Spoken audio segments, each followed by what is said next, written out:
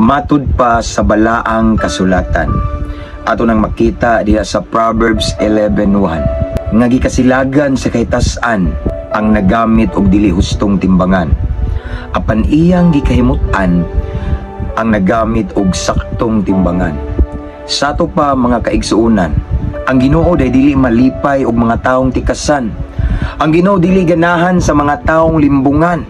Kanang mga maro-maro iya nang gikasilagan, wala na niya gikahimutan. Apan sa mga taong matinud-anon, sa panalangin sila gukod-gukuron. Kay nahimaya manila atong amahang langit nun. Maong sa iyang grasya sila sunod-sunuron. So kung gusto ta nga paboran sa kahitasan, kung gusto ta nga iya tang panalanginan, ang pagkamaro-maro atong likayan, dili ta mamintaha sa uban, aron sa iyang pabor iya tang bubuan, ug magpuyo ta nga puno sa kabulahanan. Mabungaong kagabhion mga kahigalahan. Ampo ug amping lang ta diha tanan. Keep safe everyone.